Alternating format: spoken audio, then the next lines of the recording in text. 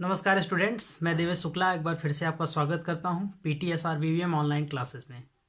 तो जैसा कि हम अभी क्लास 9th की बात कर रहे थे, लास्ट वीडियो मैंने पार्ट 1 डाला था क्लास 9th का, प्रोज का डाला था जो चैप्टर नंबर 1 था टॉम सॉयर जिसे मार्क ट्वेन जी ने लिखा था। तो मार्क ट्वेन जी के बारे में थोड़ा सा जो पहला पैराग्राफ था वो मैंने पढ़ाया था और उसके आगे भी काफ़ी लंबा दिया हुआ है, इतना बड़ा दिया हुआ है। तो एक्चुअली आपके क्वेश्चन पेपर में ऐसा कुछ पूछता नहीं, ज़्यादा से ज़्यादा बस यही पूछेगा कि इसे रेफरेंस में लिखा किसने है, तो वो बस आपको पता होना चाहिए कि मार्क ट्वेन जी ने लिखा है। उसके अलावा ज़्यादा आपको याद करने की ज़रूरत नहीं है, मैं थोड़ा बहुत इनके बारे में बता दे रहा हूँ। आगे जो लिखा हुआ है इसमें आगे यही लिखा हुआ है कि ये पैदा हुए थे नवंबर 30 1835 1835 में 30 नवंबर को ये पैदा हुए थे फ्लोरिडा के मैसूरी में। वहाँ पे ये मतलब 4 साल तक रहे। फिर उनकी फैमिली जो है हैनिबल मिसौरी एक मिसिसिपी रिवर पोर्ट के पास है, वहाँ शिफ्ट हो गई। फिर वहाँ इन्होंने पब्लिक एजुकेशन प्राप्त किया। फिर आगे ये सारी चीज़ें लिखी हुई हैं कि इन्होंने क्या क्या लिखा। इन सब चीज़ों के बारे में कुछ क्वेश्चन पेपर में पूछता नहीं है, तो काफ़ी लंबा वीडियो बनाने का कोई मतलब नहीं है, इसलिए हम सीधे पहुँचते हैं अबाउट द लेसन। तो ये अबाउट द लेसन हम सीधे पढ़ते हैं, आगे बढ़ते हैं। तो आपको फिर से वही बात बताना चाहेंगे कि आपके पास बुक है तो बुक लेके बैठ जाइए, नहीं है तो नीचे डिस्क्रिप्शन में राइट साइड में जब आप देखेंगे क्लिक करेंगे डिस्क्रिप्शन होता है, उसमें स्कैन कॉपी इसकी अवेलेबल है, वहाँ से निकाल लीजिए, प्रिंट आउट निकाल लीजिए या दूसरे मोबाइल में खोल लीजिए या फिर बुक ले लीजिए और एक कॉपी पेन लेके बैठिए। उसमें अगर कुछ नया वर्ड मिल रहा है तो उसे भी नोट कर लीजिए। तो चलिए आगे बढ़ते हैं, उसे शुरू करते हैं अबाउट द लेसन। तो ये है हमारे सामने अबाउट द लेसन। अभी अगर आप पार्ट 1 इसका नहीं देखें वीडियो को तो पहले पार्ट 1 देख लीजिए, नीचे डिस्क्रिप्शन में उसका भी लिंक हम डाल देंगे। लेकिन आप चैनल पे इसका part 1 class 9th prose Tom Sawyer जो है उसका पार्ट 1 पढ़ा हुआ है, पहले उसको थोड़ा पढ़ लीजिए फिर इसको देखिए तो आपको ज़्यादा अच्छे से समझ में आएगा। तभी हम क्या बढ़ रहे हैं, about the lesson. About the lesson यानी अध्याय के बारे में, अबाउट मतलब बारे में, द लेसन यानी अध्याय यानी पाठ के बारे में। लिखा है Tom Sawyer was very naughty. Tom Sawyer उसका नाम है, किसी लड़के का नाम है, किसी व्यक्ति का नाम है या लड़के का नाम है, जो भी कहिए। तो टॉम सॉयर वाज मतलब था, वेरी मतलब बहुत, नटी मतलब शरारती। टॉम सॉयर क्या था, बहुत शरारती लड़का था या बहुत शरारती था। टॉम सॉयर वाज मतलब था, वेरी मतलब बहुत, नटी मतलब शरारती। जो भी नया शब्द आपको नटी मतलब शरारती अगर नया लग रहा है, आपने पहले नहीं सुना है तो इसे नोट कर लीजिए। Tom Sawyer was very naughty, Tom Sawyer बहुत शरारती था। He could not remain without mischiefs for long. He मतलब वह, कुड नॉट मैंने नहीं रह सकता था, रिमेन मतलब होता है शेष। तो यहाँ शेष अभी आपको ये रिमेन वर्ड का मतलब ऐसे शेष होता है, लेकिन यहाँ पे अभी क्या वाक्य प्रयोग होता है वो भी पढ़ने पे पता चलेगा। Remain without mischiefs for long. Remain without मतलब बिना, मिसचिप मतलब बदमाशी होता है, फॉर लॉन्ग मतलब लंबे समय तक, यानी ज़्यादा देर तक वह बदमाशी किए बिना नहीं रह सकता था। यहाँ रिमेन मतलब रहना, शेष रहना या रिमेन मतलब शेष होता है, लेकिन यहाँ पे रहना बोलेंगे। ही कुड नॉट रिमेन मतलब वो रह नहीं सकता था। विदाउट मतलब बिना, मिसचिप्स मतलब बदमाशियों के, फॉर लॉन्ग मतलब लंबे समय तक, यानी ज़्यादा देर तक वो बिना बदमाशी किए नहीं रह सकता था। हिज आंट, हिज मतलब उसकी, आंट मतलब चाची, लव्ड हिम उसे पसंद करती थी, प्रेम करती थी, वेरी मच बहुत ज़्यादा। उसकी जो चाची थी, हिज आंट मतलब उसकी चाची, लव्ड हिम वेरी मच उसको बहुत ज़्यादा प्रेम करती थी। एक्चुअली उसके माँ बाप शायद नहीं थे, तो इसीलिए उसकी आंट जो थी वही उसके माता पिता की भूमिका निभा रही थी और उसको काफ़ी प्रेम करती थी। वही चीज़ लिखा है, his aunt loved him very much. उसकी चाची, हिज आंट उसकी चाची, लव्ड मतलब प्रेम करती थी, हिम मतलब उसको, वेरी मतलब बहुत, मच मतलब अधिक, वेरी मच बहुत अधिक। But she always wanted to punish him for his mischiefs. But मतलब लेकिन, सी मतलब वह, ऑलवेज मतलब हमेशा, वांटेड मतलब चाहती थी, टू पनिश दंड देना, हिम उसको, फॉर हिज मिसचिप्स फॉर मतलब के लिए, हिज मतलब उसके, मिसचिप्स मतलब बदमाशियों के लिए। बट सी ऑलवेज लेकिन वो हमेशा, वांटेड चाहती थी, टू पनिश हिम उसे दंड देना, फॉर हिज मिसचिप्स उसकी बदमाशियों के लिए। लेकिन वो उसकी बदमाशियों के लिए हमेशा क्या करना चाहती थी, उसको दंड देना चाहती थी जब वो गलती करता था। सो इसलिए, सो दैट मतलब इसलिए कि, ही मे नॉट बी स्पॉइल्ड। ही मतलब वह, मे मतलब हो सकता है, ही मे नॉट बी स्पॉइल्ड मतलब बेकार हो जाने की, मतलब वो बिगड़ न जाए। सो दैट इसलिए कि वो बिगड़ न जाए, स्पॉयल ना हो जाए। मे नॉट बी, मे मतलब होना, कैन मतलब सकना होता है, कैन की जगह ये मे यूज हुआ है। कैन नॉट की जगह मे नॉट की मतलब वो कहीं स्पॉयल ना हो जाए, बेकार ना हो जाए। स्पॉयल मतलब बेकार होना होता है।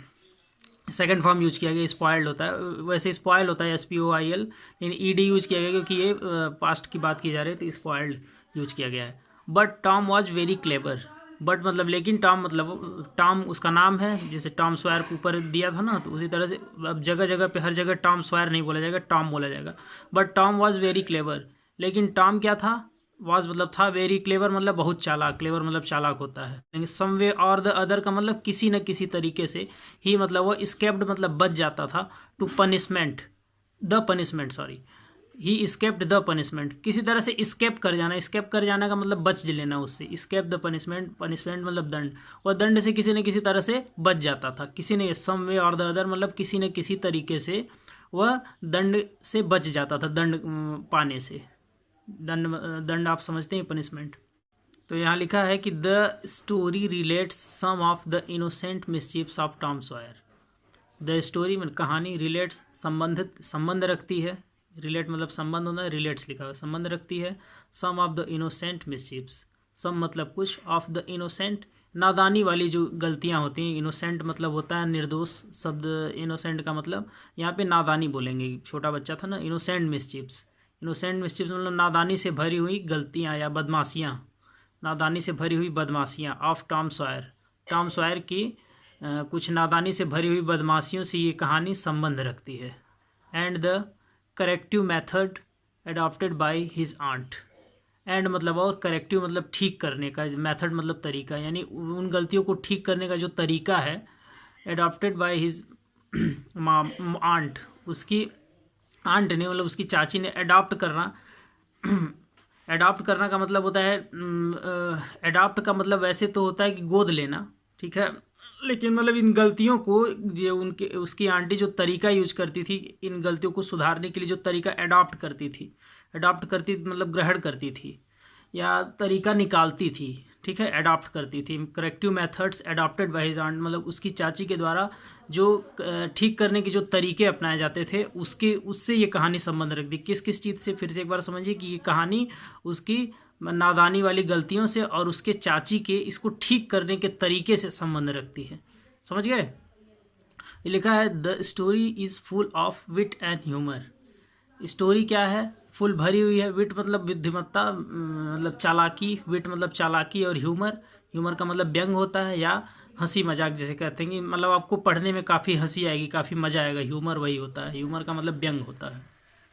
अब यहाँ से कहानी के बारे में थोड़ा सा आगे बताया जा रहा है, एक छोटे से पैराग्राफ में देखिए, बड़ा वाला ब्रैकेट लगा हुआ है, थोड़ा सा इसके बारे में बताया जा रहा है कि Tom's parents are dead, Tom के माता पिता मर चुके हैं, टॉम्स मतलब टॉम के अपॉस्ट्रॉफी एस लिखा हुआ है यहाँ पे, यानी टॉम के पेरेंट्स माता पिता, आर मतलब हैं, डेड मतलब मर चुके, टॉम के माता पिता मर चुके हैं। His aunt brings him up, his मतलब उसकी आंट मतलब चाची, ब्रिंग्स हिम अप मतलब उसे बड़ा करती हैं, bring up brought up word आप सुने होंगे, ब्रिंग अप का मतलब बड़ा करना होता है, यानी पालना पोसना, तो ब्रिंग हिम अप मतलब उसे बड़ा करती हैं, पालती पोसती हैं। सी इज़ फॉन्ड ऑफ हिम, सी मतलब वह, इज मतलब है, फॉन्ड ऑफ मतलब, फॉन्ड ऑफ का मतलब पसंद होना होता है, फॉन्ड ऑफ हिम मतलब उसकी पसंदीदा है वो, ठीक है, बहुत उसको पसंद करती हैं। But she is strict at Tom's naughty, Tom is naughty, as Tom is naughty, but she is, but मतलब लेकिन, सी मतलब वह, इज मतलब है स्ट्रिक्ट, स्ट्रिक्ट मतलब कठोर, जैसे किसी के माता पिता गलतियों को लेकर के एकदम कठोर होते हैं, उसी को स्ट्रिक्ट बोलते हैं। एज टॉम इज़ नटी, जैसा कि टॉम शरारती है, नटी मतलब शरारती है, कि मतलब वो उसको प्यार तो करती हैं, उसे प्यार करती हैं, लेकिन उसकी गलतियों के लिए, जैसा कि टॉम शरारती लड़का है तो वो उसके लिए कठोर भी बनी रहती हैं। He is always up of some mischiefs, he मतलब वह, इज मतलब है, ऑलवेज अप मतलब किया करता है, मतलब संलिप्त रहता है, ऑलवेज अप टू सम मिसचिप्स, सम मिसचिप्स यानी कुछ बदमाशी, वो हमेशा कुछ किसी न किसी बदमाशी में लिप्त रहता है, always up with to some मिसचिप्स मतलब किसी न किसी बदमाशी में लगा रहता है, ऑलवेज अप लगा रहता है। Let's find out what types of mischiefs he gets into, let's find out, let's आइए, यहाँ पे लेट्स का मतलब होता है आइए, लेट्स फाइंड आउट आइए पता करते हैं, फाइंड आउट का मतलब पता करते हैं, व्हाट टाइप्स मतलब किस तरह का, टाइप मतलब तरह होता है, व्हाट टाइप मतलब किस तरह का, ऑफ मिसचिप्स यानी बदमाशियाँ, ही गेट इनटू वह इनमें लगा रहता है, गेट्स इनटू मतलब गेट इन का मतलब होता है अंदर जाना, या तो यह क्या है कि बदमाशियों में लगा रहता है। गेट इनटू मतलब लगा रहता है। मतलब लेट्स फाइंड आउट, आइए पता करते हैं व्हाट टाइप, किस तरह की बदमाशियाँ में वो लिप्त रहता है, बदमाशियों में वो लगा रहता है। तो यहाँ तक हमने पढ़ाया। अब देखिए काफ़ी छोटा चीज़ लेसन के बारे में बताया गया है ये पैराग्राफ। हम प्रयास करेंगे कि जल्दी अगला वीडियो भी डालें। वीडियो काफ़ी 10 मिनट से ज़्यादा हो रहा है, तो इसीलिए सोच रहा हूँ कि अभी इतना आपको पढ़ाया गया, फिर आपको वीडियो ज़रूर डालेंगे। इस बार थोड़ा सा डिले हो गया कुछ टेक्निकल इश्यूज़ के कारण, तो आगे हम वीडियो डालेंगे और आप कंटिन्यू डालेंगे, आप पढ़ सकते हैं आसानी से क्लास 9th का। तो थैंक यू ये पढ़ने के लिए। और अगर आपको कुछ कन्फ्यूजन है, इसमें कुछ समझ में ना आया हो, तो आप पूछ सकते हैं। और नीचे आप कमेंट बॉक्स में अगर पढ़ाने का तरीका अच्छा लग रहा है तो उसे भी बता सकते हैं। और कुछ सजेशन देना चाहें तो आप दे सकते हैं। कुछ कन्फ्यूजन की और क्या किया जा सकता है वो भी कर सकते हैं। अगर अच्छा लगे तो लाइक करिए। और अगर आप अपने दोस्तों को भी वीडियो दिखाना चाहते हैं तो उनको शेयर करके इस वीडियो को दिखाएं ताकि वो लाभ उठाएं इसका। तो धन्यवाद।